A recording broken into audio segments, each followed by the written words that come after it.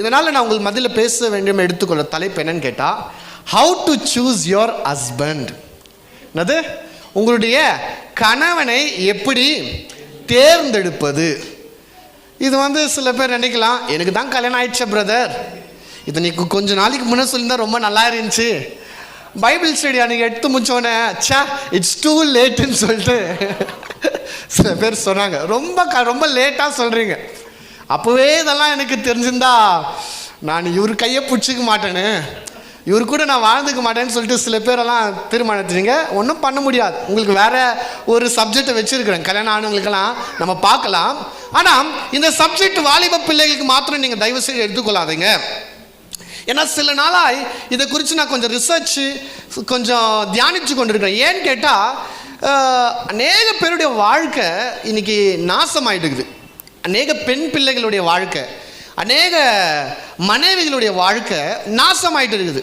நீங்கள் பார்த்து பாருங்கள், எங்கே பார்த்தாலும் பொதுவாக 10ல் ஒருத்தன் தான் நல்லவனாக இருக்கிறான் பாருங்க. 10ல் ஒருத்தர் குடும்பம் தான் சந்தோஷமாக வர்றாங்க. ஆனால் பெரும்பாலான குடும்பத்தில் கஷ்டம், சாப்பாட்டுக்கு வழி இல்லை, பிரச்சனை, குடி, அடிதடிகள், பஞ்சாயத்து, வாழ்க்கை சரியாக வாழ முடியல, எப்போ பார்த்தாலும் பிரச்சனை பிரச்சனை பிரச்சனை பிரச்சனை பிரச்சனை. அநேக பெண் பிள்ளைகளுடைய வீட்டாரில் ஒரு நல்ல கணவன் கிடைக்காததுனால தான் இப்படியாப்பட்ட ஒரு பிரச்சனைகள் நடந்து கொண்டிருக்குது.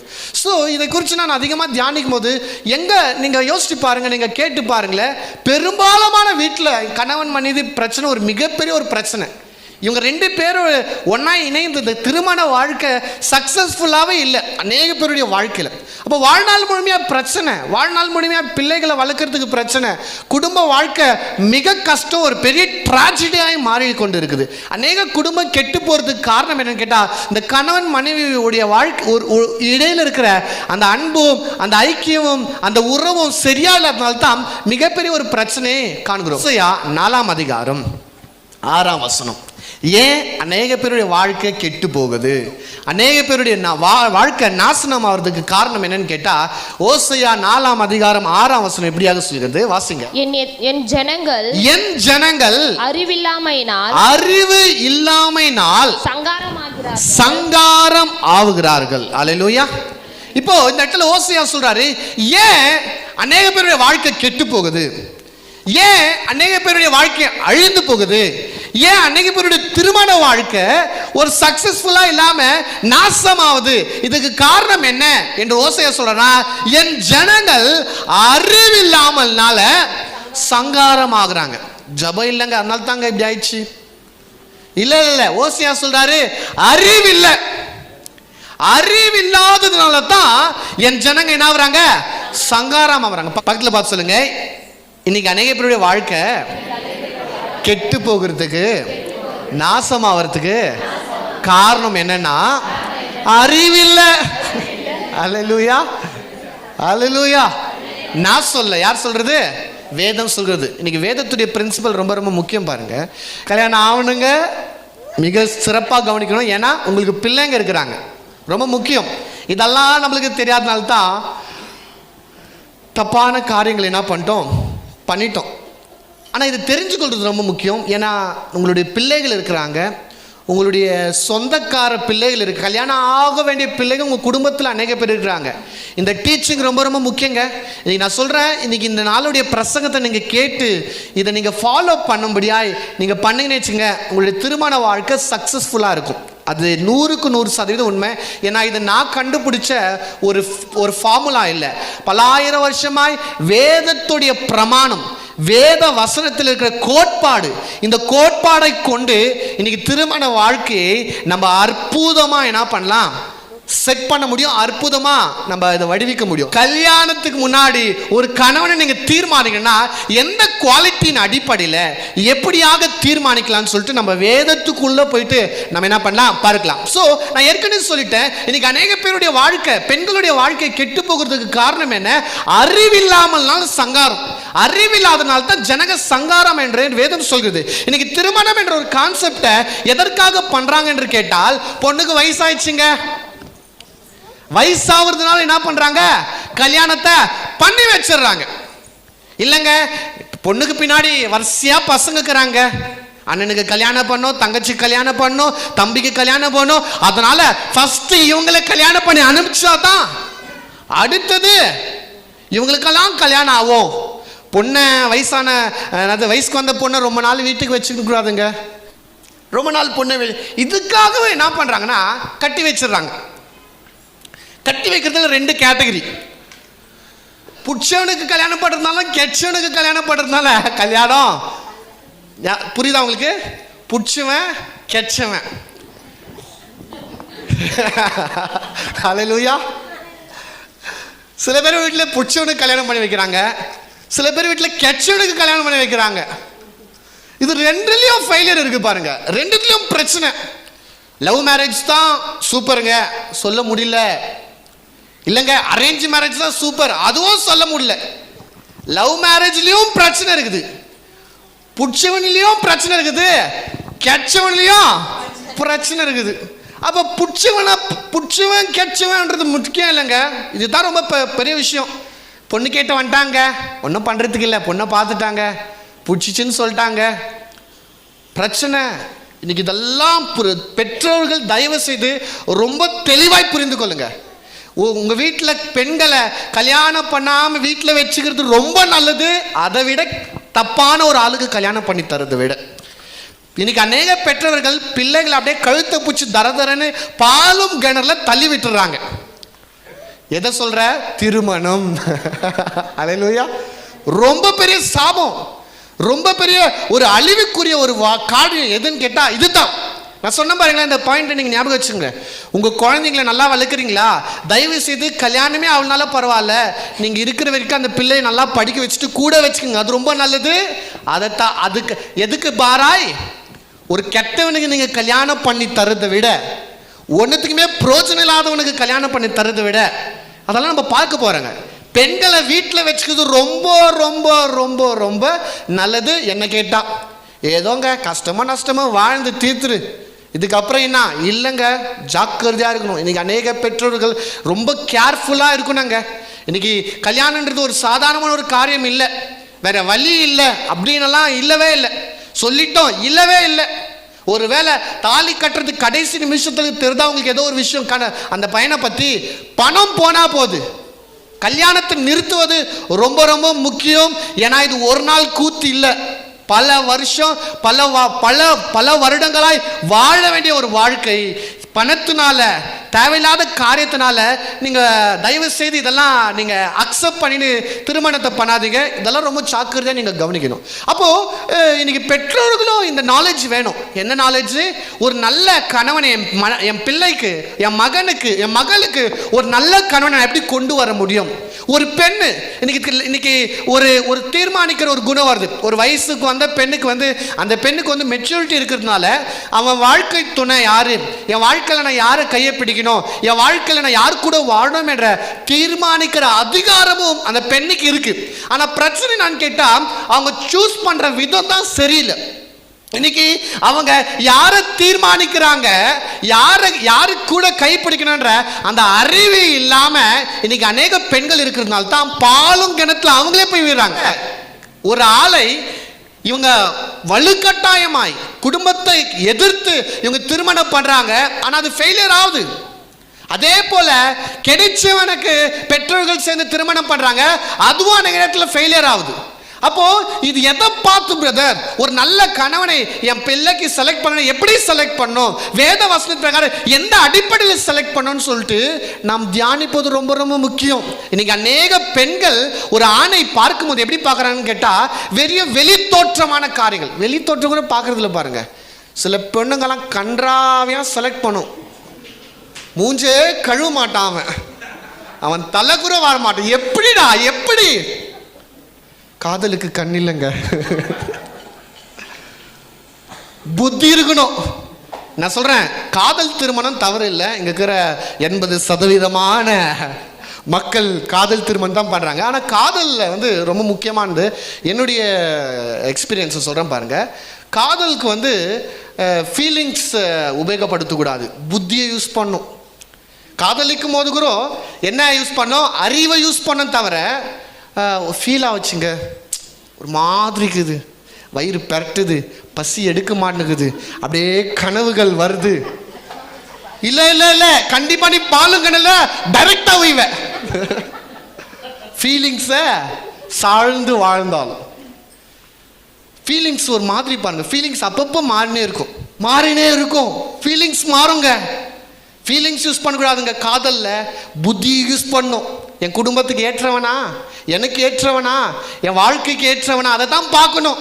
அதை தவிர பெண்கள் மற்ற எல்லாமே பார்க்குறாங்க. எல்லாமே என்ன பண்ணுறது?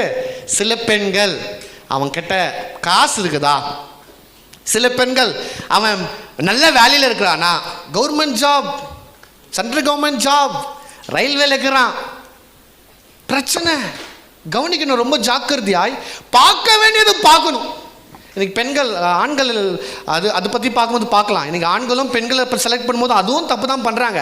ஆனால் இன்னைக்கு பெண்களுடைய டேர்ன். அப்போ பெண்கள் அநேக நேரத்தில் என்ன பண்ணுறாங்கன்னா, எப்படி ஒரு கணவனை செலக்ட் பண்ணுறது? ஏன்னா இது வந்து பாருங்க, வேதம் சொல்றது கர்த்தர் எந்த பெண்ணுக்கும் பாய் ஃப்ரெண்டை தரல, ஹஸ்பண்டை தான் தரார். கவனிக்கணும் ரொம்ப. இன்னைக்கு எல்லா பெண்களும் பாய் ஃப்ரெண்டை தேடக்கூடாது, என்னது காதலனை தேடக்கூடாது, கணவனை தேடணும். அப்போ கணவன் சொல்லும் போது மைண்ட்ல பல வருஷம் லைஃப் டைம் வரணும். உங்க மைண்ட்ல பாய் ஃப்ரெண்ட் எப்பனா போயிடலாம், எப்பனா பிரேக்கப் ஆகலாம், எப்பனா விட்டுட்டு போகலாம், பிரச்சனை இல்லை. பாய் ஃப்ரெண்டை தேடாதீங்க. என்ன யாரை தேடணும்? கணவனை தேடணும்.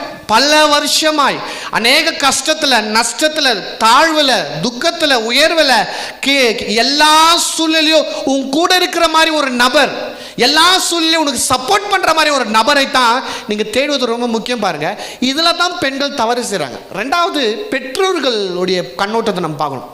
பெண்கள் அவங்க கணவனை செலக்ட் பண்ணும்போது தவறான குவாலிட்டிஸ் மைண்டில் வச்சுன்னு, அவன் ஹேண்ட்ஸமாக இருந்தால் போதும், நல்லா ஹைட்டு வெயிட்டு கொஞ்சம் கலராக இருந்தால் போதும். பெண்கள் கூட அந்த மாதிரி ஆசைப்படுறாங்க.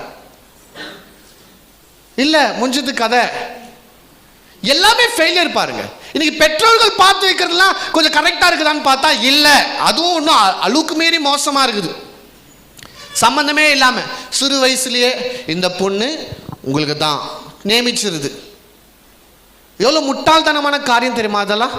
அப்புறம் கல்யாணம் பெருசாகிட்டு பிறகு கண்டிப்பாக கொடுத்தாவணும். ஏன்னா ஏன் வாக்கு கொடுத்துட்டு இருக்கிற கேட்குறவனுக்கெல்லாம் பொண்ணை என்ன பண்ணுறது? குத்துறது. சும்மா ஒரு மேல் தோற்றமா பையன் என்ன பண்ணுறான் அதை எதை விசாரிச்சுன்னு பொண்ணை கொடுத்துருது. ரொம்ப தவறு. அதுலேயும் பிரச்சனைகள் இருக்கு.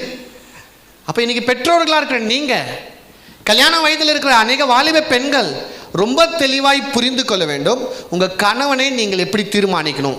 தப்பு இல்லை.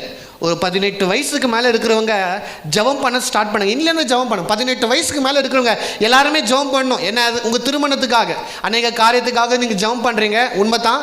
அதோடு கூட சேர்ந்து, இல்லை பிரதர் எனக்கு கொஞ்சம் வெக்கமாக இருக்குது, பண்ணுறதெல்லாம் பண்ணிட்டு இப்போ வந்து ஜெபம் பண்ணால் என்ன பண்ணுற, நீ வெக்கப்படுற. கவனிக்கணும், திருமணத்துக்காக வாலிப பிள்ளைகள் ஜெபம் பண்ணுறது ரொம்ப ரொம்ப முக்கியம். ஏன்னா ரொம்ப முக்கியம். அது மிஸ் ஆச்சு, லைஃபே முடிஞ்சிச்சு. அல்லேலூயா. திருமண வாழ்க்கை ஃபெயிலியர்னா லைஃபே ஃபெயிலியருங்க. வேதத்தின் அடிப்படையில் யார் உண்மையான சக்சஸ்ஃபுல் மேன்? நல்ல பெற்றோர்கள் கிடைக்கிறாங்க பார்த்தீங்களா, அவங்க சக்சஸ்ஃபுல் மேன் இல்லை. நல்ல லைஃப் பார்ட்னர் கிடைக்கிறாங்க பார்த்தியா, அவங்க தான் சக்சஸ்ஃபுல் மேன் என்று வேதம் ரொம்ப தெளிவாய் சொல்கிறது. அதை நல்லா நம்ம பார்க்கலாம். ஸோ முதலாவது காரியத்தை, சில பாயிண்ட்ஸ் நான் வைத்திருக்கிறேன், அதை நம்ம ஒவ்வொன்றா நம்ம பார்க்கலாம். ஓகேவா? இப்போ முதலாவது, பெண்கள் ஒரு ஆணை செலக்ட் பண்ண நான் ஏற்கனவே சொல்லிட்டேன். ஸோ பெண்ணானவள் ஒரு ஆணை எப்படி செலக்ட் பண்ணுடைய முதல் குவாலிட்டி என்னன்னு கேட்டேன்னா, வேதம் சொல்கிறது, வாசிக்கலாம் நம்ம. ஆதியாகமம் 2ஆம் அதிகாரம், ஆதியாகமம் 2ஆம் அதிகாரம் 21ஆம் வசனத்தை நம்ம வாசிக்கலாம். 2:21. அப்பொழுது தேவனாகிய கர்த்தர் ஆதாமுக்கு அயர்ந்த நித்திரை வர பண்ணி அவன் நித்திரை அடைந்தான். அவர் அவனுடைய விலா எலும்பை ஒன்றை எடுத்து அந்த இடத்தை சதையினால் அடைத்தார். தேவனாகிய கர்த்தர் தாம் மனுஷரில் எடுத்த விலா எலும்பை மனுஷியாக உருவாக்கி அவளை மனுஷனிடத்தில் கொண்டு வந்தார். அப்பொழுது ஆதாம் இவள் என் எலும்பின் எலும்பும் என் மாம்சத்தில் மாம்சமாய் இருக்கிறார்.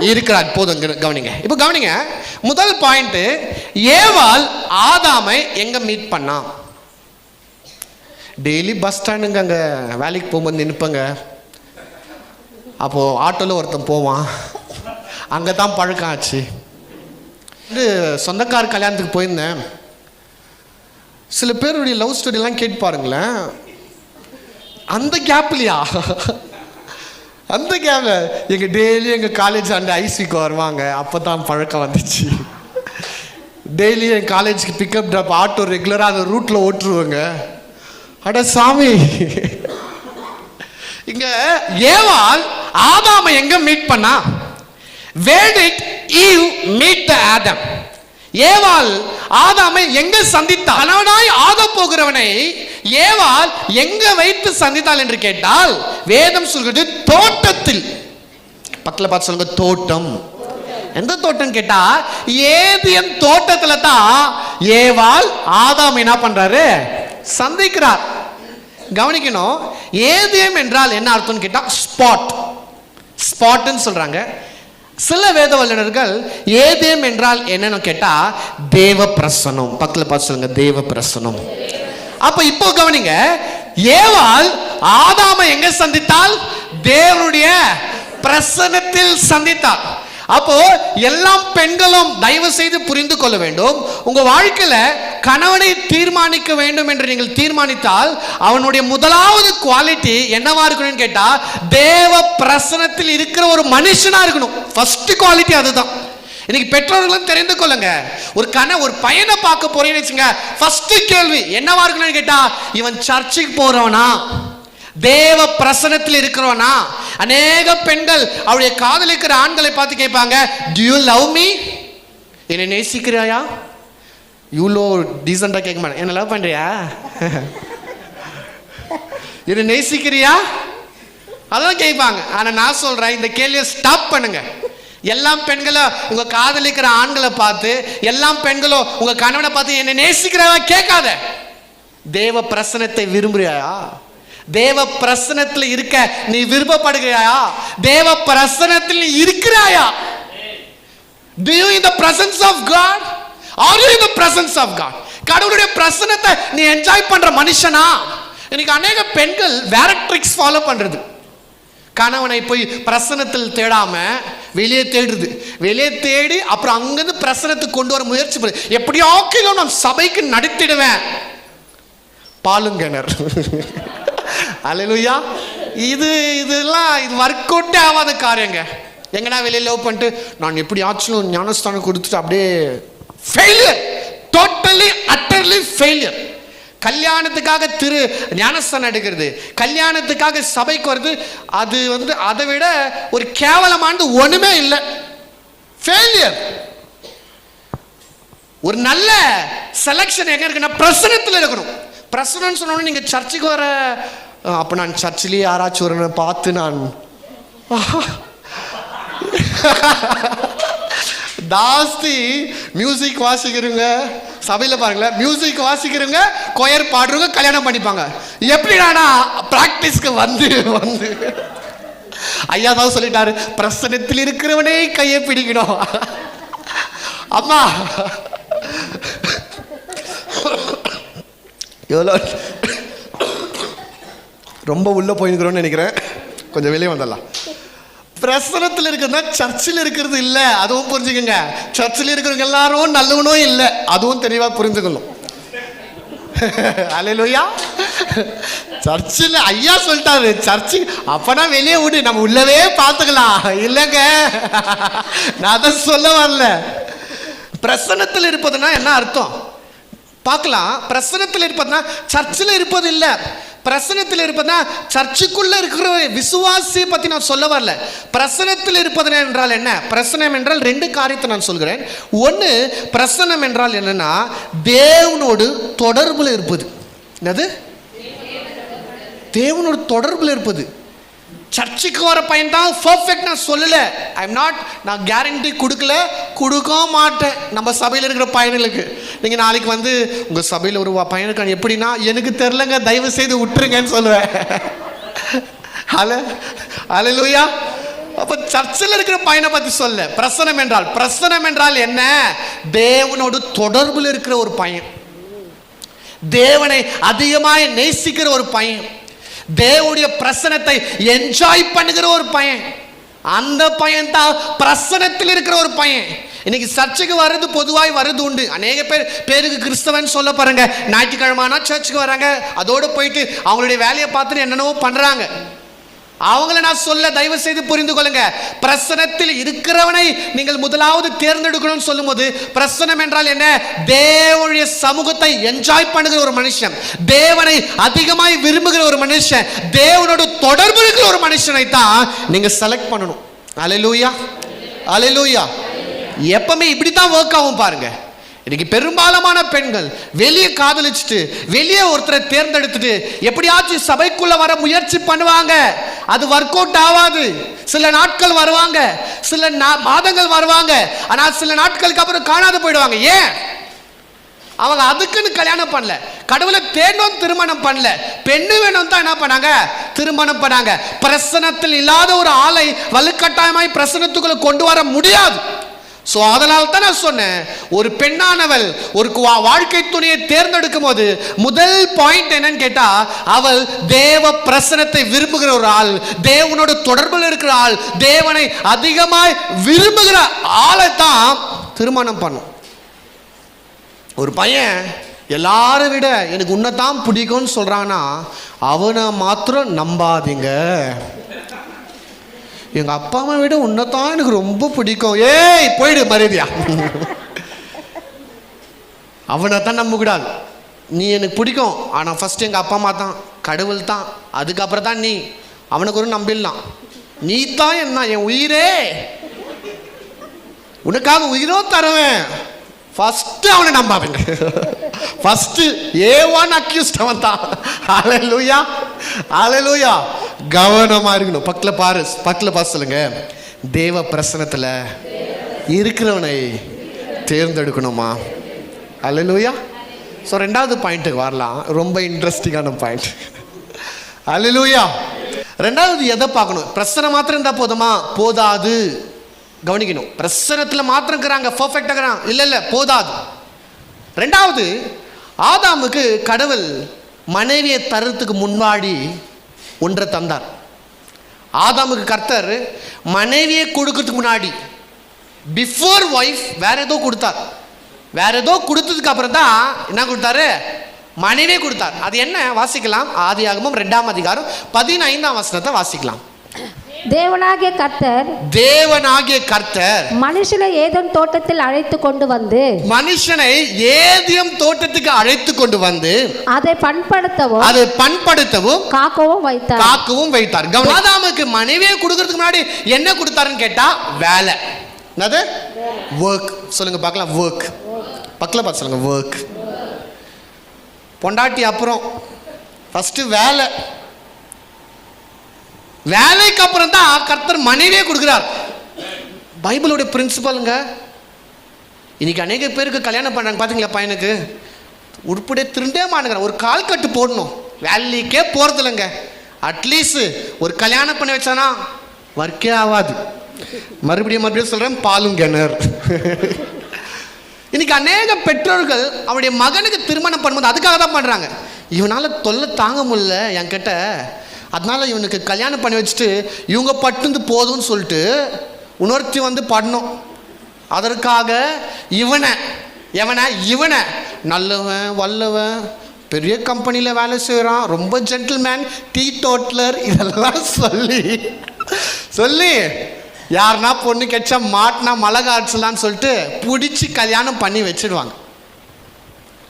இவர் 2 நாள் ரொம்ப பிஸியாக இருப்பார். 3ஆவது நாள் 11:30 மணிக்கு வீட்டுக்கு வந்துடுவார். என்னங்கன்னா ஆஃப். 4ஆவது நாள் காலையிலேயே வீட்லேயே இருப்பார். என்னங்கன்னா லீவ்.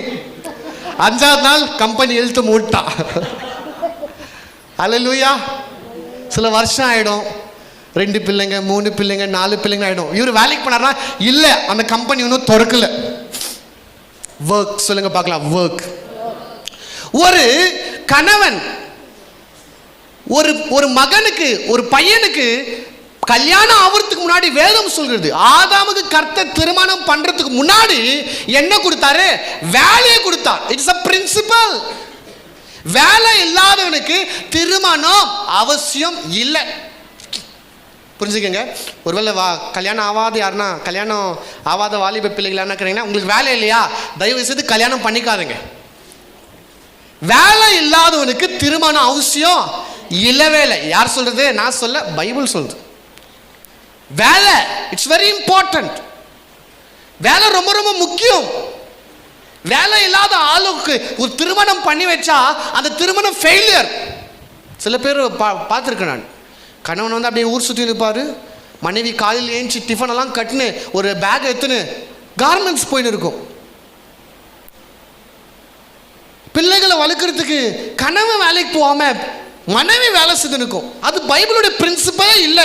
ஒரு குடும்பத்தை தாங்க வேண்டியவன், ஒரு குடும்பத்தை நடத்த வேண்டியது, ஒரு குடும்பத்தை போஷிக்க வேண்டியது தகப்பனுடைய வேலை, கணவனுடைய வேலை. எந்த ஒரு வீட்டில் கணவன் வேலைக்கு போவன் மனைவி வேலைக்கு போறதோ, it is a collapse family. Principle இல்லாத ஃபேமிலி, கர்த்தருடைய திட்டத்துக்கு எதிர்மாறா இருக்கிற ஃபேமிலி. பெண்கள் வேலைக்கு போகக்கூடாதுன்னு நான் சொல்ல, வேலைக்கு போகணும், நல்லதுதான். குடும்பத்துக்கு சப்போர்ட்டிவா இருப்பது நல்லதுதான். ஆனா கணவனுடைய பாரத்தை சுமக்கிற பெண்ணா இருக்கக்கூடாது. அது பைபிளுடைய பிரின்சிபல் இல்லைங்க. அவர் வந்து கையால் ஆவாதெல்லாம் இருக்கிறாருங்க, நான் தான் குடும்பத்தை நடத்துறேன். அது கடவுளுடைய பிரமாணத்துக்குரிய கோட்பாடுக்குரிய குடும்பமே இல்லை. கணவன் வேலை செய்யலாம், மனைவி வேலை செய்யலாம், நல்லது. கணவனால வேலை செய்ய முடியாத ஒரு சூழ்நிலை, ஏதோ ஹெல்த் இஷ்யூ ஆயிட்டு படுக்கல ஆயிட்டார், அப்புறம் அந்த குடும்பத்தின் பாரத்தை ஒரு மனைவி எடுத்து நடத்துவது அதுவும் தப்பு இல்லை. ஆனா கணவன் இருக்க வேண்டிய இடத்துல கணவன் இருக்கும் போது மனைவி செயல்படுறாங்கன்னா ஏதோ பிரச்சனை, குடும்ப வாழ்க்கை சரியில்லைன்னு அர்த்தம். ஒரு நல்ல கணவன் யார் என்று கேட்டா, வேலைக்கு போகிற ஒரு கணவன். எந்த ஒரு மனுஷன் வேலையோடு இருக்கிறானோ, when he is busy, வேலையோடு இருக்கிற மனுஷனுக்கு தான் குடும்பம் தேவை, மனைவி தேவை. அப்போ பெற்றோர்களா இருக்க நீங்க பார்க்கும் போதே பார்க்கணும், ஒண்ணு அவன் தேவ பிரசனத்தில் இருக்கிறானா, தேவ பிரசனத்தில் என்ஜாய் பண்றானா, ரெண்டாவது வேலையோடு இருக்கிறானா, வேலை செய்கிற ஒரு மனுஷனா, வேலைக்கு டெடிகேட்டடா இருக்கிற ஒரு மனுஷனா, அதை பார்க்கிறது ரொம்ப முக்கியம். பாருங்க, இன்னைக்கு வேலை இல்லாலும் பிரச்சனை. சில பெண்களுடைய டைலாக கேட்டுக்கிறேன், நீ வேலைக்கு போனாலும் பரவாயில்ல, நான் வேலைக்கு போய் உன்னை காப்பாத்துகிறேன். இது சொல்றதுக்கு நான் நல்லா தான் இருக்கும், டேஸ்டா நல்லா தான் இருக்கும். ஆனால் ஒர்க் ஆகாது, குடும்ப வாழ்க்கை ஒர்க் ஆகாது. நினைச்சு பாருங்க, ஒரு மனைவி வேலைக்கு போறாங்க, கணவன் வீட்டில் இருக்கிறாங்க, அந்த கணவனுக்கு ஒரு பெரிய மதிப்பே இருக்காது. செல்லா காசுன்னு சொல்லுவாங்க பார்த்தீங்களா, அந்த மாதிரி தான் ஒரு குடும்பம், கணவன் மனைவி பிள்ளை இருக்காது. அது ஒரு மாதிரி அட்டர் நான்சென்ஸ், ஒரு மாதிரி ஃபெயிலியரான ஒரு குடும்பமாக இருக்கும். அப்போது எந்த ஒரு மனுஷன் வேலைக்கு போகிறானோ ரொம்ப முக்கியம். வேலை குடும்ப வாழ்க்கையில் ரொம்ப முக்கியங்க. திருமண வாழ்க்கையில் வேலைன்றது ரொம்ப முக்கியமான பகுதி. அதை நீங்கள் தெளிவாய் புரிந்துக்கணும். அப்போ நல்ல ஒரு ஜாப்ல இருக்கிறவன், நல்ல ஒரு வேலையில் இருக்கிறவனுக்கு உங்கள் பெண்ணை கொடுப்பது, நல்ல ஒரு வேலையில் இருக்கிறவனை நீங்கள் திருமணம் பண்ணுவது மிக மிக முக்கியம். ஏன் கணவன் வேலை இருக்கிறவனுக்கு தான் மனைவி தேவைன்னு கேட்டால், மனைவியோடைய ஃபர்ஸ்ட் காரியம் என்ன தெரியுமாங்க? கடவுள் ஏன் ஒரு ஆதாமுக்கு மனைவி கொடுத்தார் என்றால், வேதம் ரொம்ப தெளிவாக சொல்லுது, மனுஷன் தனிமையா இருப்பது நல்லதல்ல, அவனுக்கு ஏற்ற துணையே. இங்கிலீஷ்ல ரொம்ப அழகா வருது, I want to make him a helper. மனைவி எதற்காக கடவுள் ஒரு கணவனுக்கு கொடுத்தார்? எதற்காக கொடுத்தார்? ஹெல்ப்பராக கொடுத்தார், உதவியாளாக கொடுத்தார். வேலையே செய்யாதவனுக்கு உதவி தேவையா? லட்சியமே இல்லாதவனுக்கு உதவி தேவையா? சாப்பிட்டு வீட்டில் பட்டனுக்கு உதவி தேவையா? நான் கேட்கறதுக்கு பதில் சொல்லுங்களேன். அதுதான் பைபிள் பிரின்சிபல். ரொம்ப தெளிவு பாருங்க. பைபிளுடைய பிரின்சிபல் என்னைக்குமே மாறாது. அது 100% உண்மையானது. அப்போ கவனிக்கணும், வேலை இருக்கிறபடியால தான் அவனுக்கு ஒரு ஹெல்ப்பர் தேவைப்படுது. கர்த்தர் அறிகிறார். ஆதாமுக்கு ஒரு வேலையை கொடுத்துருக்கிறேன், அசைன்மெண்ட்டை கொடுத்துருக்கிறேன். அந்த அசைன்மெண்ட்டை சேர்த்துக்க ஒரு பக்கபலமா ஒருத்தர் தேவைன்னு சொல்லிட்டு தான் கர்த்தர் மனைவியை கொடுத்தார். அதனால்தான் எல்லா கணவனுக்கும் மனைவி வர்றதுக்கு முன்னாடி ஒரு வேலை, மனைவி கிடைக்கிறதுக்கு முன்னாடி ஒரு வேலை, வேலைக்கு அப்புறம் தான் மனைவி. ஏன்னா நான் ஒரு லட்சியத்தோடு, நான் ஒரு சித்தத்தோடு, நான் ஒரு நோக்கத்தோடு நான் இருக்கிறேன். எனக்கு சப்போர்ட்டிவா, எனக்கு உதவியா எனக்கு ஒரு ஆள் கிடைக்கும் போது என்னுடைய ஊழியமோ என்னுடைய வேல்யூ இன்னும் பயங்கரமா டெவலப்மெண்ட் ஆகும். அதற்கு உதவியாக தான் கர்த்தர் யாரை கொடுத்துருக்காரு? மனைவியை கொடுத்துருக்காரு. அப்போ மூணாவது கவனிக்கும் போது வாசிங்க மறுபடியும் சிஸ்டர். அது தேவனாகிய கர்த்தர் மனுஷனை ஏதேன் தோட்டத்தில் அழைத்து கொண்டு வந்து அதை பண்படுத்தவும். போதும், அதை பண்படுத்தவும். எப்படியாப்பட்ட வேலை? பண்படுத்துற வேலை. சொல்லுங்க, பண்படுத்துதல். அப்ப பண்படுத்துற வேலையை கர்த்தர் ஆதாமுக்கு கொடுத்தார். பண்படுத்துறதா என்ன? இன்னைக்கு எல்லாம் புருஷனுக்கும் கர்த்தர் ஒரு தாளந்தை கொடுத்துக்கிறார். என்னன்னு கேட்டா பண்படுத்துற வேலை. பண்படுத்துறது தான் என்னன்னு கேட்டா, ஒரு வறண்ட பூமியை அதை நல்லா கொத்தி அந்த மண்ணை சாஃப்ட் பண்ணி அதில் தண்ணியை பாய்ச்சி அதில் விதைகளை விதைக்கும் போது வறண்டிருக்கிற பூமியிலேருந்து செடியை முளைக்க செய்கிற ஒரு திறமை யார்கிட்ட இருக்குது? ஆதாம் கிட்ட இருக்குது. He has the ability to bring out the best one from the earth. சாதாரணமாக இருக்கிற ஒன்றிலிருந்து அற்புதமானதை கொண்டு வருகிற திறமை தாளந்து யாருக்குள்ள இருக்குது? ஆதாம் கிட்ட இருக்குது. அவன் கிட்ட மண்ணை கொடுத்தா அவன் அந்த மண்ணை வைத்து அவன் ஒரு அழகான ஒரு குடத்தை செய்ய முடியும், ஒரு பானையை செய்ய முடியும். கடவுள் பானையை தர்றதுல பாருங்க என்ன தராரு? மண்ணை தரார். கடவுள் செடியை தர்றதுல பாருங்க விதையை தரார். கவனிக்கணும், கடவுள் ரா மெட்டீரியலை தான் தராரு. அது என்னவா ஆக்கிக்கொள்ளும் என்ற ஒரு விருப்பம் யாருக்கிட்ட இருக்குன்னு கேட்டா ஆதாம் கிட்ட இருக்குது. Because he is a cultivator. அவன் பண்படுத்துகிறவன். அதுக்குள்ள இருக்கிற பெஸ்ட கொண்டு வர முடியும். யாரால? ஆதாமால. ஆதாமால மாத்திரம் இல்லை, இன்னைக்கு எல்லா புருஷர்களிடத்திலையும் அப்படியாப்பட்ட தாளந்த கர்த்தர் கொடுத்திருக்கிறார். உங்களுக்குள்ள கொடுத்திருக்கிற வேலையை அழகுபடுத்துகிற வேலையை, அதுல இருந்து உயிரை கொண்டு வருகிற வேலையை, அதுல இருந்து ஜீவனை பிறப்பிக்கிற வேலையை கணவனால செய்ய முடியும். அதனால தான் வேதம் சொல்கிறது பண்படுத்துவோம், bringing out the best. எல்லாமே அப்படித்தான் பாருங்க. இன்னைக்கு எல்லா ஆண்களுக்கும் மைண்ட்ல ட்ரீம் கேர்ள் அப்படின்னு ஒருத்தர் இருப்பாங்க. கண்டிப்பா இருக்கிறாங்களா இல்லையா? சிறு வயதுலேருந்து சில ஆண்கள் எல்லாம் முறைக்கிறீங்க என்னை பார்த்துட்டு. உண்மையாவேங்க, உண்மைக்கும் ஏன் எனக்கும் இருந்துச்சுங்க. ட்ரீம் கேர்ள்னா யாருன்னு நினச்சிக்காதுங்க. ட்ரீம் கேர்ள்னா நம்முடைய கனவுல ஒரு கற்பனையான ஒரு பெண் எல்லாருக்கும் இருப்பாங்க. உதாரணத்துக்கு நம்ம வாலிப வயசு வரும்போது, நம்ம சரீரத்தில் சில மாற்றங்கள் வரும்போது, நம்மளுக்கும் கல்யாண ஆசை வரும்போது, நம்மளுக்கு எப்படிப்பட்ட ஒரு மனைவி வேணும்னு சொல்லிட்டு நம்ம மனதில் அப்படியே கற்பனை பண்ணுவோம். பெண்களெல்லாம் இதெல்லாம் தெரியாத மாதிரி பண்ணாதீங்க, உங்களுக்கு அதெல்லாம் வருது. ட்ரீம் பாய் அது அடுத்த வாரம் பார்க்கலாம். ட்ரீம் கேர்ள் எல்லாருடைய கனவு, எல்லாருடைய வாலிப பிள்ளைகளுடைய மனதில் ஒரு கனவு வரும். கனவுன்றதை விட ஒரு பெண்ணை நம்ம நினைப்போம். அந்த ட்ரீம் கேர்ள் பர்ஃபெக்டாக இருப்போம். யாருன்னா ட்ரீம் கேர்ள் கண்ணு தெரியாமல் கொஞ்சம் நொண்டி நடக்குது, இல்லை பரவாயில்ல நான் தியாகமாக அந்த பெண்ணை கல்யாணம் பண்ணிக்கிறேன். இல்லை, ட்ரீம் கேர்ள் எப்போவுமே பெஸ்ட் ஒன். அழகுலையும் அறிவிலையும் திறமையிலையும் பேச்சிலையும் நடையிலையும் ஒழுக்கத்திலையும் பர்ஃபெக்டாக இருப்பாங்க. எங்க? நம்முடைய மனதில்.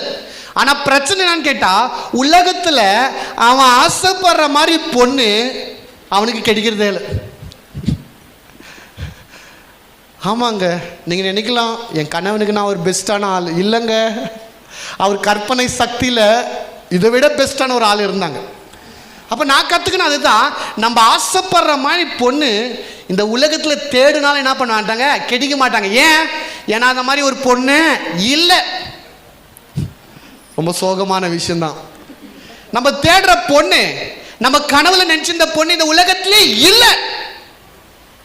ஏன்னா அந்த மாதிரி ஒரு பொண்ணே இல்லை உலகத்தில். ஆனா பொண்ணு இருக்கிறா.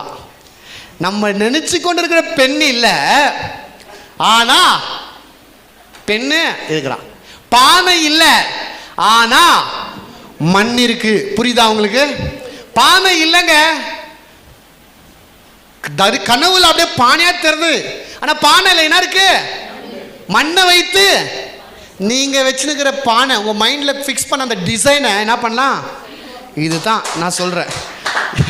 இன்னைக்கு உங்களுக்கு ஆசைப்படுற மாதிரி பொண்ணு இல்லை, ஆசைப்படுற மாதிரி உங்க மனைவி இல்லை, ஆனா மனைவி இருக்கிறான். புருஷனா யாரு? பண்படுத்துகிறவன், உள்ள இருக்கிற டேலண்ட்டை வெளியே கொண்டு வருகிறவர், உள்ள இருக்கிற பெஸ்ட்டை கொண்டு வருவர். அப்ப நான் சொல்றேன், உனக்கு நீ கற்பனை பண்ற பெண் இல்லைனாலும் பெண்ணு இருக்குது, நீ கற்பனை பண்ற மனைவி உனக்கு கிடைக்கனாலும் மனைவி இருக்கு. இந்த மனைவி உன் கற்பனைக்கு ஏத்தாப்புல நீ வடிவித்து கொள்ள முடியும். அல்லேலூயா, அல்லேலூயா. எந்த ஒரு கணவன் 10 வருஷம் ஆச்சுங்க, இன்னும் என் மனைவி என் இஷ்டம் போல இல்லை அப்படின்னு சொன்னீங்கன்னா, you are a failure husband. 10 வருஷம் கல்யாணம் ஆகி இன்னும் உன் ஒய்ஃபு உன் டேஸ்டாப்ல நீ இன்னும் மாற்றலைன்னா நீ ஒரு நல்ல கணவன் இல்லவே இல்லை. என் கணவன் என்ன பண்ணும்? வடிவிக்க வேணும். கணவன் என்ன பண்ணும்? டிசைன் பண்ண வேணும். பெண்ணு ரா மெட்டீரியல் கிடைச்சாச்சு, பெண்ணானவள் கொடுக்கப்பட்டாச்சு. அந்த பெண்ணை உன் இஷ்டம் போல, உன் ஆசை போல, உன் விருப்பத்தின் போல, உன்னுடைய லட்சியத்தின் போல அந்த பெண்ணை வடிவிக்கிறது யாருடைய வேலைன்னு கேட்டா புருஷனுடைய வேலை. பெண்ணு தடியா இருந்தா திட்டுனுக்குது, உன் கூட வரத்துக்கு எனக்கு அசிங்கமாகுது, நீ ஃபர்ஸ்ட் போ நான் பின்னாடி வரேன். இல்ல, காலையில் நினைச்சோன்னே 5 மணி ஆயிடுச்சு வா ஜாக்கிங் போலான்னு சொல்லிட்டு கூடவே அரன் அரன் அரன் அரன். அந்த பொண்ணு 50 kg தாஜ்மஹால் ஆகிற வரைக்கும் ரன். அதுதான் ஒரு நல்ல கணவன். துணி ஒழுங்காவே போடுறதில்ல, திட்டுறவன் கணவன் இல்லை. மனைவி எப்படி துணி போட்டால் நல்லா இருக்கும் கூட்டுன்னு போயிட்டு MP சில்க்ஸோ இல்லை வேற ஏதாச்சும் துணி கடை போயிட்டு, அம்மா இந்த ட்ரெஸ் உனக்கு போட்டால் நல்லா இருக்கும், நீ வாங்கித்தா. மூஞ்சி நல்லா இல்லையே, திட்டுக்காத, ஜாஸ்தி அங்கங்கே இருக்குது. என்ன அது பேர் சொல்லுவாங்க? ஓ பியூட்டி பார்லர். நான் அதை சொல்லுங்க வேற. ஓகே, பியூட்டி பார்லர் தான் போயிட்டு சொல்லுங்க, அம்மா இந்த மாதிரி பண்ணி விடுங்க, மனைவியை அழகாக ஆக்குங்க. அதுதான் கணவனுடைய வேலை. மனைவிகளெல்லாம் ஒரு நல்ல கேரக்டர் பாருங்க, எப்படி ஆகலும் அவருடைய கணவனுக்காக குடும்பத்துக்காக மாற்றிக்கொள்கிற சுபாவம் உள்ளவர்கள் தான் பெண்கள். நான் என்னானாலும் பரவாயில்ல, நான் மாற மாட்டேன் அப்படின்னு ஆண்கள் தான் இருப்பாங்க. பெண்கள், பெரும்பாலான பெண்கள் அப்படி இல்லை. அவங்க நல்ல காரியத்தை சீக்கிரமாக ஏற்றுக்கொள்ள விருப்பப்படுறவர்கள் நல்ல பெண்கள். அவங்களுக்கு நம்ம சொல்லித்தரும்போது மாற்றிப்பாங்க. ஒரு பெண்ணு ஒரு கணவனை செலக்ட் பண்ணும்போது அவங்க என்ன சொல்லுவாங்க? கடலை போடக்கூடாது. நல்லா இருக்கிறியா, எப்போ வந்த, சாப்பிட்டியா? இல்லை இல்லை, என்னை நாளைக்கு படிக்க வைப்பியா, எனக்கு இந்த டேலண்டெல்லாம் இருக்குது, நாளைக்கு அதை வெளியே கொண்டு வர மாதிரி உதவி செய்வியா? இன்னைக்கு ஜாஸ்தி பெண்களை ஆண்கள் எப்படி பார்க்குறாங்கன்னா ஒரு அடிமையாக பார்க்குறாங்க. கல்யாணம் ஆச்சு இல்லை, பிள்ளைங்களை வளர்த்தன அப்படியே இரு, நான் நல்லா படிக்கிறேன், என்னை படிக்க வை. படிப்பா, கல்யாணம் ஆனதுக்கு பாரு என்ன படிப்பு. கணவன் மனைவியை ஒரு அடிமையாய் பார்க்கறது, ஒரு கேவலமாய் பார்க்கறது. கணவன் மனைவி எப்படி பார்க்கறன்னா அவ ஏதோ ஒரு மிஷின், வீட்டில் இருக்கிற வேலைகளெல்லாம் செய்துட்டு அப்படியே இருக்கிறவ. தப்புங்க, ரொம்ப தப்பு. கணவன் எப்படியாப்பட்டவன்? பண்படுத்துகிறவன். அப்போ பெண்களா இருக்கிற நீங்க, பெற்றோர்களா இருக்கிற நீங்க, அந்த பையனுக்கு என் பெண்ணை கொடுத்தா என் பெண்ணை நல்லா பார்த்துப்பானா, என் பெண்ணுடைய ஆசைகளை நிறைவேற்றுவானா? இன்னைக்கு அநேக கணவன்மார்களுக்கு சொந்த மனைவியோட டேட் ஆஃப் பர்த் தெரியல. எவ்வளோ கேவலம் இது! டேட் ஆஃப் பர்த் தெரில. சமீபத்தில் ஒரு காரியம் வந்துச்சு. அவர் நல்லவர் தான், பட் என்னென்னா அவங்க மனைவிக்கு பர்த்டே. எங்களெல்லாம் தூங்க விடல, விஷ் பண்ணுன்னு காத்துனேக்கிறார். அக்டோபர் 2ஆம் தேதி தூங்கவே விடல. அன்றைக்கி நைட்டு 1ஆம் தேதி நைட்லேருந்து தூங்கின அப்புறம் ஒரு 12 மணிக்கு என்ன பண்ணுறாருன்னா ஃபோன் பண்ணி விஷ் பண்ணுறாரு. விஷ் பண்ணி ஹாப்பி பர்த்டே நாங்கள்லாம் பாடுறோம். ஃபஸ்ட்டு எடுத்தோன்னே ஸ்பீக்கர்ஸ் ஹாப்பி பர்த்டேன்னு பாடணும். கட் பண்ணிட்டு அவர் பேசினா சரியான்னு திட்டினான்னு கேட்டால் அக்டோபர் 1 பர்த்டே கரெக்டாக முடிஞ்ச உடனே விஷ் பண்ணுறாரு இவர்.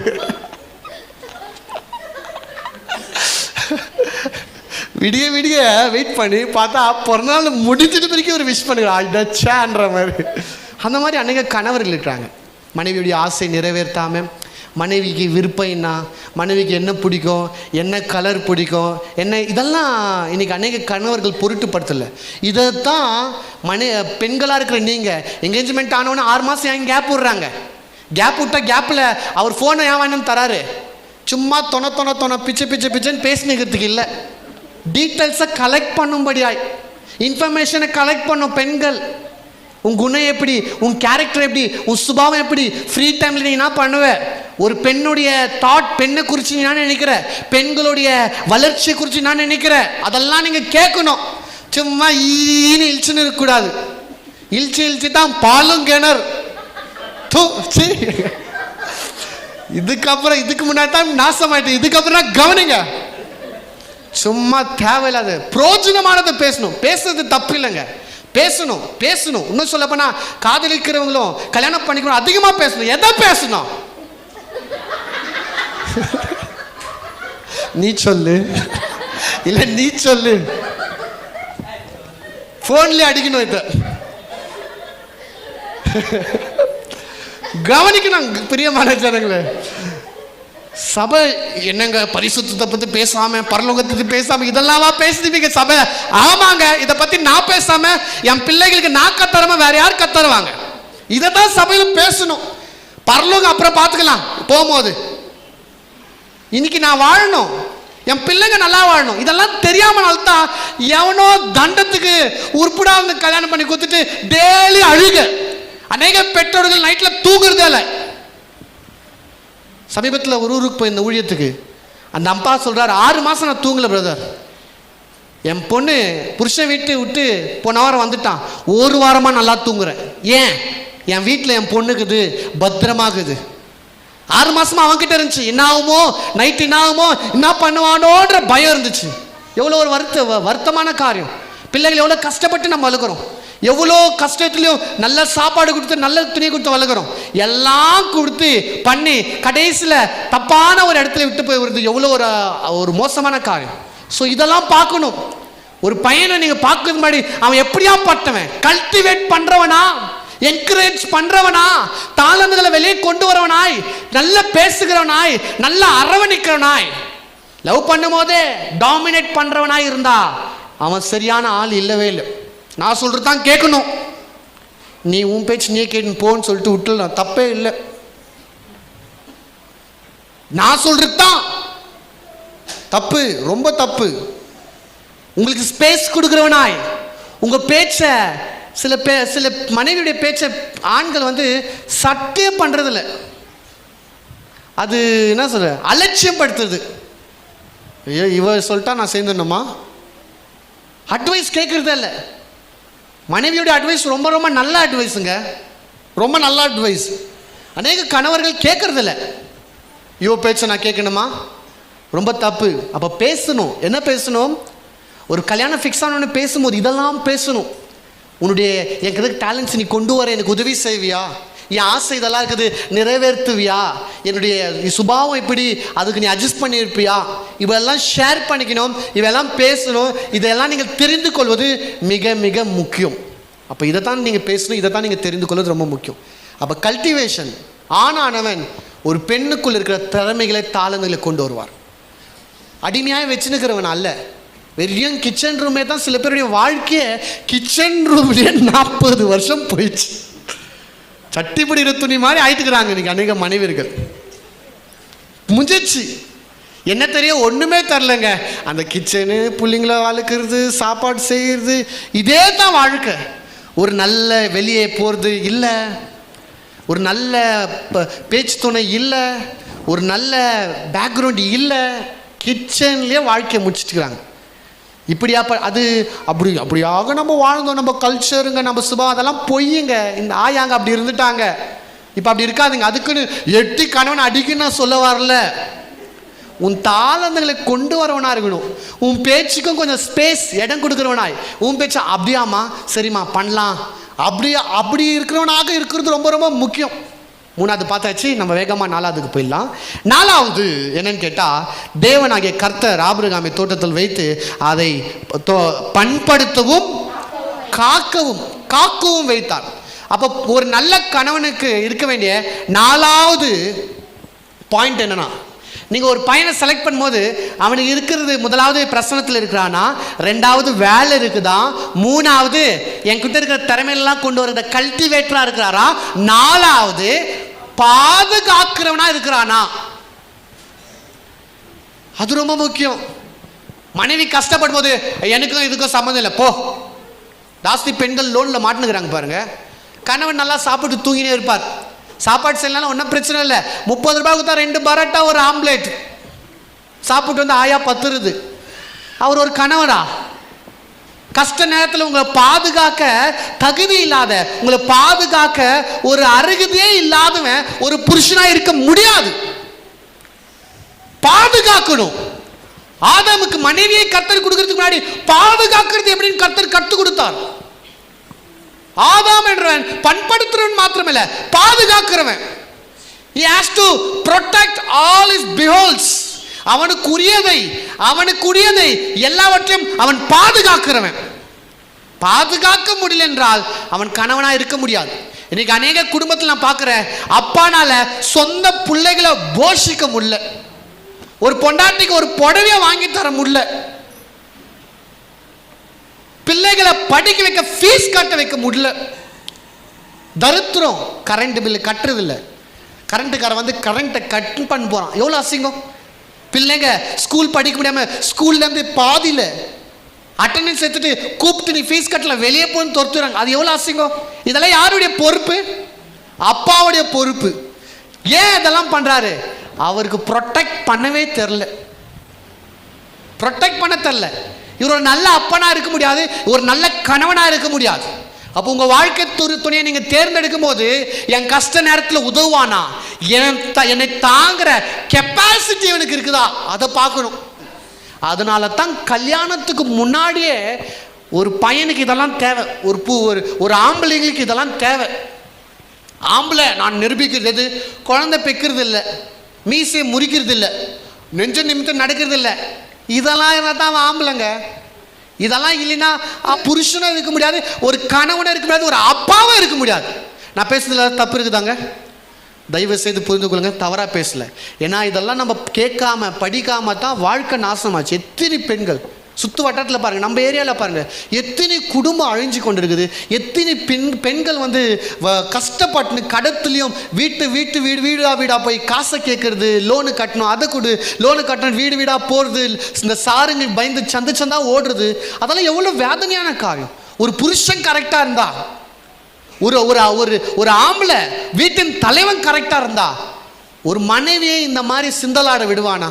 ஒரு மனைவி இவ்வளோ கஷ்டப்படுறது, இவ்வளோ வேதனைப்படுறது, இவ்வளோ வயிற்றுல சுத்துறது கனவு விரும்பானா? விரும்ப மாட்டான். ஏன்? அவன் ஒரு நல்ல ப்ரொடெக்டராக இல்லவே இல்லை. Is not a good protector. ஒரு நல்ல பாதுகாவலனா இல்லை. அப்போ நீங்கள் தேர்ந்தெடுக்கும் போது ஒரு கணவனை பாதுகாக்குவானா? என்ன கஷ்ட நேரத்தில் துணியக்கானம் ஓடிடுவானா இவன்? இல்லை, நான் கீரமா அவனுக்கு, உன் பிரச்சனை நான் காப்பாத்துறமா அவனுக்கு, உன் பக்கபலமா நான் இருக்கிறமா நிற்கிறானா? ஒருவேளை நின்றா உங்களுக்கு ஒரு நல்ல கணவன் இருக்கிறான்னு அர்த்தம். ஒருவேளை நிற்கலையா, ஐ எம் வெரி சாரி, தவறான ஆட்களை நீங்கள் தேர்ந்தெடுத்துட்டீங்க. ஸோ அதை தான் சொல்கிறேன். உங்கள் வாழ்க்கை முடிஞ்சிச்சு, உங்கள் பிள்ளைகளுடைய வாழ்க்கையை கவனிங்க. உங்கள் குடும்பத்தில் இருக்கிற கல்யாணம் ஆக போகிற அநேக பேருடைய வாழ்க்கையை நீங்கள் கவனிங்க. இதெல்லாம் ரொம்ப முக்கியம். சொத்துக்கு தான் நல்ல வீடு, பெரிய வீடு, பொண்ணு குத்தலாம், பாலும் கிணறுங்க, இதை பார்க்கணும். அவனுக்கு கெப்பாசிட்டிக்கு தான், பிள்ளைகளை போஷிக்கிற அளவில் அவனுக்கு இது இருக்குதா, அதை பார்த்து பெண்ணை கொடுக்குறது தான் ரொம்ப முக்கியம். கடைசியான காரியத்தை நான் சொல்லி முடிச்சிடறேன். கடைசியாக ஆதியாகமம் வாசிக்கலாம். ஆதியாகமம் 2ஆம் அதிகாரம் 16ஆம் வசனத்தை வாசிங்க. தேவனாகிய கர்த்தர் மனுஷனை நோக்கி நீ தோட்டத்தில் உள்ள சகல விருட்சத்தின் கனியையும் புசிக்கவே புசிக்கலாம், ஆனாலும் நன்மை தீமை அறியத்தக்க விருட்சத்தின் கனியை புசிக்க வேண்டாம், அதை நீ புசிக்கும் நாளிலே சாகவே சாவாய் என்று கட்டளையிட்டார். கவனிங்க. கர்த்தர் முதல் முறையாக அவருடைய வார்த்தையை யார் இடத்தில் தந்தார்னு கேட்டால் மனைவி இடத்தில் தரல. யார் இடத்தில் தந்தார்? கணவனிடத்தில் தந்தார். பெண்ணிடத்தில் தரல, ஆணிடத்தில் தந்தார். அப்போ ஆணுடைய வேலை என்னன்னு கேட்டால் பெண்ணுக்கு போதிக்கிற வேலை. ஏவாழத்துல கர்த்தர் வந்து சொல்ல, இந்த தோட்டத்தின் கனியை புசிக்கிறனால நீ சாவாயின் கர்த்தர் ஏவாழத்தை பார்த்து சொல்ல. யாரை பார்த்து சொன்னாரு? ஆதாம் பார்த்து சொல்ல. அப்ப ஏவாளுக்கு தெரிஞ்சிச்சு. எப்படி தெரிஞ்சிச்சு? ஆதாம் என்ன பண்ணாரு? சொன்னார். ஆதாம் சொன்னதுனால தான் ஏவாளுக்கு தெரிஞ்சிச்சு. அப்போ 5வது காரியம், நல்ல புருஷனுக்கு அடையாளம் என்னன்னு கேட்டா, he must be a word holder. வார்த்தை உடையவனாய் இருக்கணும், போதிக்கிறவனாய் இருக்கணும். இந்த சபைக்கு நான் பாஸ்டரா இருக்கலாம், ஆனா உங்க குடும்பத்துக்கு உங்க வீட்டின் தலைவர் தான் பாஸ்டர், உங்க வீட்டின் தலைவர் தான் பிரீச்சர், உங்க வீட்டின் தலைவர் தான் கைடர், உங்க வீட்டின் தலைவர் தான் டீச்சர். அப்போ நல்ல அப்பா எப்படியா இருக்கணும்? கர்த்தருடைய வார்த்தை போதிக்கிறவனா இருக்கணும். அவர் தான் நல்ல அப்பா. வார்த்தையை பிரசங்கிக்கிறவனா இருக்கணும். இது பிரசங்கம் போதனை சொன்னோன்னே பாஸ்டரா இருக்கணும்னு நினச்சிக்காதீங்க. நீங்க எல்லாருக்குமே பாஸ்டர் ஆகணும்னா வேலைக்கு ஆகாது. போதிக்கிறவனா இருக்கணும்னா வார்த்தை உடையவனா இருக்கணும். ஏன்னா கர்த்தர் ஆதாமை பார்த்து சொல்றார், கட்டளை கொடுத்தார், வார்த்தை கொடுத்தார். யார்கிட்ட? ஆதாம் கொடுத்தார், ஆதாம் கிட்ட.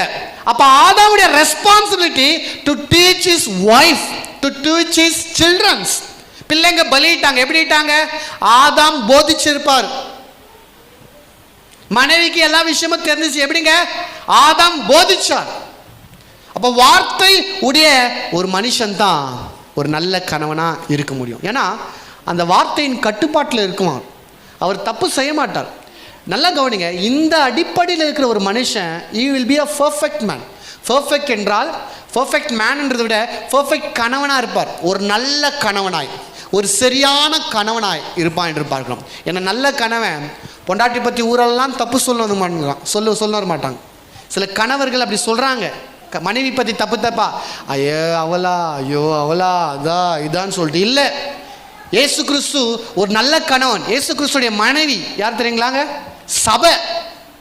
அந்த சபையை எப்படி அவர் விரும்பினார்? எபேசர் 5ஆம் அதிகாரம் 25-26 சொல்லுது, அதுல இருக்கிற பழுதுகளாய் அவர் கழுவி பெர்ஃபெக்ட்டா ஆக்கினாராம் சபை.